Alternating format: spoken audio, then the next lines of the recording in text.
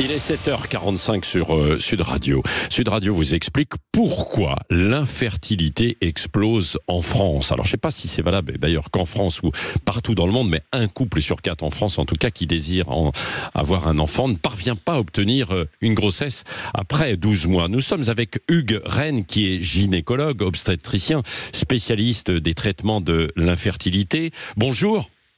Bonjour. Et sur le tableau que je viens de présenter, est-ce qu'il est exact et est-ce que c'est ce qui se passe en France et également à l'international ?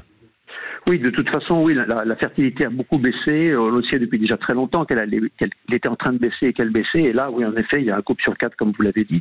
Alors après, il ne faut pas mélanger la baisse de la natalité, c'est-à-dire qu'il y a moins d'enfants, et la baisse de la fertilité. C'est-à-dire que la baisse de la natalité, elle est due aussi à d'autres raisons. Mais si vous parlez vraiment d'infertilité, en effet, il y a vraiment un vrai problème, mais qui était prévisible et qui était prévu d'ailleurs. Oui. Pourquoi alors cette baisse de la fertilité ? Alors, si vous voulez, il y a plusieurs choses. Il y a d'abord le fait qu'il y a des problèmes par les perturbateurs endocriniens en particulier, par la pollution, par les métaux lourds, par les solvants, etc., les produits ménagers, les insecticides.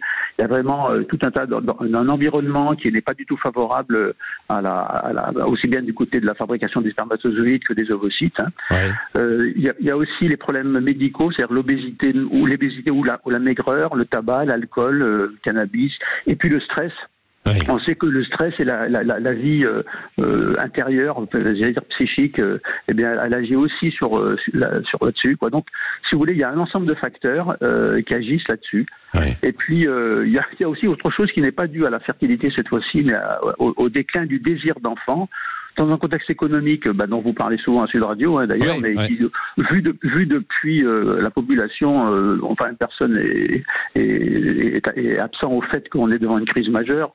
Donc, si vous voulez, on a beau faire un discours qui se veut rassurant, le contexte social n'est absolument pas rassurant.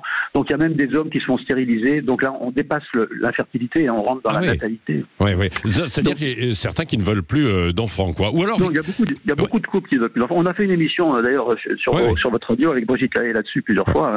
Donc, il y a un vrai refus d'avoir des enfants maintenant. Donc, ça continue à baisser aussi à cause de ce non-désir. Oui. Et est-ce qu'il y a aussi comme facteur le fait qu'on recule de plus en plus tard l'âge d'avoir la volonté d'avoir un enfant, quoi, que ce soit pour les femmes et d'ailleurs aussi les hommes, quoi, au-delà de 30 ans et même maintenant on arrive à 40 ans, quoi. Bien sûr, alors j'en ai pas parlé parce que ça c'est pas de la fertilité, si vous voulez, c'est nature, enfin c'est une baisse de la fertilité naturelle due à l'âge. Donc on sait qu'à partir de 35 ans chez la femme, la fertilité baisse. On avait fait d'un film d'ailleurs pour la télévision il y a plusieurs années maintenant sur le sujet.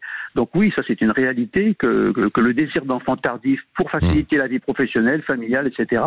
fait que cette grossesse survient moins facilement. Et en fait il y a beaucoup de mises en route de fécondation in vitro, enfin de procréation médicalement assistée. Pour cette raison, ça c'est un problème un peu différent de la fertilité, c'est la nature, on va dire. Oui, c'est vrai. Ça, c'est partout dans le monde ou pas, évidemment, ce recul? Alors c'est variable, mais il y a quand même un recul général. Il y a quand même un recul général. Oui, c'est vrai. Alors quelles sont, parce que là, c'est vrai, on a eu les causes, donc on imagine d'un autre côté les solutions face à ça, c'est-à-dire que il faut être un peu moins d'obésité, un peu moins de stress, un peu moins de pollution. Enfin, c'est tout ça, quoi, non ? Oui, tout à fait, oui, vous avez raison. Vous avez cité les causes principales. Alors après, c'est carrément, je dirais, c'est un changement de société, quoi. Parce que si vous voulez, en même temps, on nous dit, oui, il faut faire attention aux produits chimiques, etc. Puis en même temps, on continue à soutenir Monsanto. Donc il y a un moment où il faut être cohérent. Il y a quelque chose qui est très intéressant, enfin, qui s'appelle les ORE, c'est-à-dire les obligations réelles environnementales. Donc il y a des lieux qui s'obligent et qui se font des lois intérieures cette fois-ci pour respecter un certain nombre de lois. Donc par exemple l'absence de pesticides. Moi j'habite dans la Drôme et il y a beaucoup c'est très il faut faire très attention à ça dans la Drôme, beaucoup plus que dans d'autres départements. Je pense encore que je ne connais pas toute la démographie à ce niveau-là.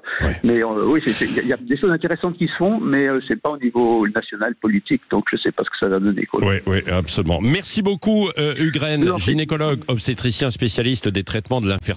On vous retrouve évidemment de temps en temps avec Brigitte Lahaye, bien sûr. Tout à fait, merci beaucoup. Chaque jour, Brigitte de 14h à 16h. Vous êtes très nombreux, vous pouvez appeler pour poser toutes les questions autour de la sexualité en général et le côté sexo-psycho qui est très important. Et puisque vous êtes Ugraine du côté de la Drôme, tout à l'heure, tiens, on aura le gagnant ou la gagnante pour aller du côté de l'hôtel Le Clair de la Plume à Grignan, justement en Provence. C'est dans la Drôme provençale. 7h50, on va aller faire un petit tour dans un instant, je ne sais pas où, mais c'est toujours chaque matin une aventure avec Guy Carlier. 7h50.